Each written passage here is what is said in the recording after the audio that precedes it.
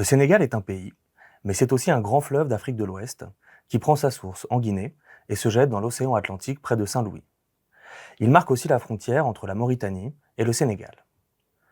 Les rives du fleuve sont des terres agricoles importantes pour le Sénégal, notamment pour la production de riz, aliment clé pour la sécurité alimentaire de la population. Dans le delta et en aval, des aménagements hydrauliques historiques permettent de gérer l'irrigation des cultures. Plus en amont, ce sont les crues qui apportent encore eau et éléments nutritifs pour les sols. Après avoir introduit les enjeux de fertilité des sols en Afrique de l'Ouest dans une précédente vidéo, faisons aujourd'hui un zoom sur ces questions dans la vallée du fleuve Sénégal. Qualifier de préoccupant l'état de la fertilité des sols dans ce bassin de production n'a rien d'excessif. Dans une région où la population a triplé en moins de 40 ans, les rendements rizicoles stagnent, voire déclinent, malgré un recours croissant aux engrais minéraux, tandis que l'accès à la matière organique, indispensable au renouvellement de la fertilité des sols, se raréfie. Caractériser cette fertilité des sols, comme nous le faisons à la Fondation Farm, nous conduit à interroger l'efficacité du système de production pour répondre à un objectif clé, nourrir durablement la population. Cela veut dire qu'il faut aller au-delà des considérations techniques, car cette réflexion a aussi des dimensions sociales et politiques fondamentales. Je vous propose de répondre à 3 questions qui vous permettront, je l'espère, de mieux comprendre les enjeux de renouvellement de fertilité des sols dans la vallée du fleuve Sénégal. D'abord, comment ont évolué les pratiques agricoles et les techniques utilisées par les producteurs pour renouveler la fertilité des sols? Ensuite, pourquoi cette fertilité est-elle fragilisée aujourd'hui et quelles en sont les conséquences pour l'agriculture dans la vallée? Et enfin, quelles solutions envisager pour remédier à ce problème? Avant que ne soient construits des barrages sur le fleuve Sénégal dès la fin des années 1970, la fertilité des sols était renouvelée en tirant parti des différents espaces autour du fleuve, permettant ainsi l'association d'au moins 3 pratiques complémentaires: l'agriculture de décrue, la veine pâture et les jachères. L'agriculture de décrue consiste à profiter de l'humidité qui reste dans le sol et les dépôts de limon laissés par les crues après le retrait des eaux. Chaque saison, les alluvions apportées par les crues régénèrent la fertilité des sols, permettant de cultiver des céréales comme le mil ou le niébé, en complément des cultures irriguées, et d'assurer ainsi une continuité alimentaire pour les populations de la vallée. C'est ce cycle naturel qui a structuré pendant des siècles les pratiques agricoles de la vallée du fleuve Sénégal, comme sur d'autres grands fleuves d'Afrique, comme le Nil ou le fleuve Niger. En complément des crues du fleuve, l'élevage et les jachères jouent un rôle central dans le maintien de la fertilité des sols. Les troupeaux suivent le rythme des saisons. Ils paissent sur les savanes pendant la saison des pluies, se déplacent vers les champs en jachère après les récoltes, puis gagnent progressivement les zones de décrue à mesure que l'eau se retire et que les terres deviennent accessibles. La nuit, les animaux sont parqués sur les parcelles destinées à être cultivées l'année suivante, leur déjection permettant alors d'enrichir les sols en matière organique avant les semis. Associé aux crues du fleuve, ce système assure un renouvellement régulier et durable de la fertilité des terres.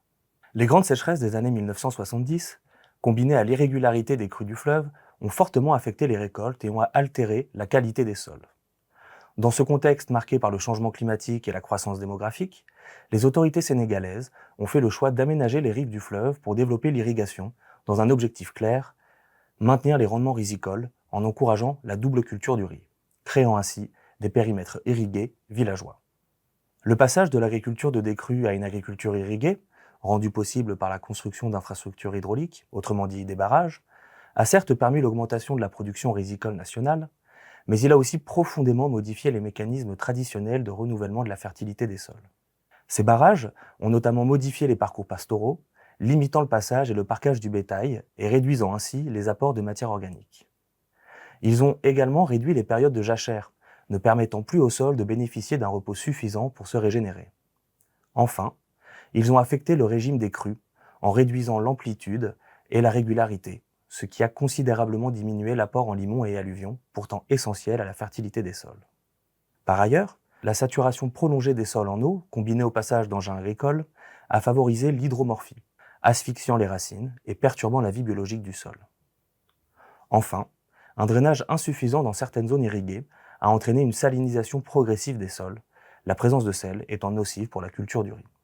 L'ensemble de ces facteurs a radicalement affecté toutes les composantes de la fertilité, chimiques, physiques et biologiques, provoquant sur le temps long à la fois une baisse de productivité et une dégradation des sols. Comme souvent, face à un problème complexe, une seule solution ne suffit plus. Pendant longtemps, au Sénégal, Les autorités ont misé sur l'investissement dans l'accès aux engrais minéraux pour répondre à la crise de fertilité des sols.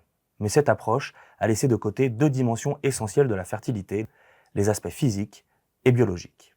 De plus, malgré l'appui de l'État, l'accès aux engrais demeure limité pour les producteurs, et en particulier les plus vulnérables. Résultat, la solution était incomplète. Alors, sur les rives du fleuve, les communautés ont dû s'adapter.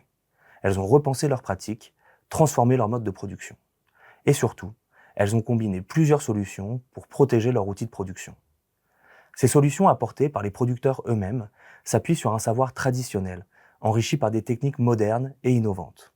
Parmi elles, apporter de la matière organique, en complément d'une fertilisation minérale, essentielle pour reconstituer les stocks d'éléments nutritifs dans les sols. Installer des systèmes de drainage, afin de réduire la concentration de sel. Développer la recherche sur des variétés de riz résistantes au sel, en mobilisant les centres de recherche nationaux et internationaux. Réintroduire des arbres fertilitaires pour restructurer et revitaliser les sols. Et enfin, enfouir les résidus de culture pour recycler au maximum les éléments minéraux et enrichir la terre en matière organique. Autant de pratiques qui combinent héritage agricole et innovation. Cette liste de solutions n'est évidemment pas exhaustive. Partout au Sénégal, des travaux sont en cours pour trouver des réponses durables à la crise de fertilité des sols. Mais sur le terrain, les obstacles restent nombreux. Adopter de nouvelles pratiques demande du temps et des moyens. Et le producteur ne peut pas, seul, assumer tous les risques liés à ces changements. Cette transition ne pourra aboutir qu'avec l'engagement de tous. Le dialogue entre décideurs politiques et acteurs privés, entre experts techniques, agriculteurs, éleveurs et chercheurs est indispensable pour préserver les sols de la vallée du fleuve, véritable grenier du Sénégal, et ainsi garantir la sécurité alimentaire du pays. Pour approfondir ces réflexions, nous vous invitons à explorer les publications de la Fondation Farm, et plus particulièrement le policy brief intitulé « Comment fertiliser autrement pour une bonne santé des sols ?» l'exemple du Sénégal, publié dans les collections de l'Agence française de développement, notre partenaire sur ce projet. Le lien vers ce document et vers nos autres ressources sur le sujet sont disponibles dans la description de cette vidéo.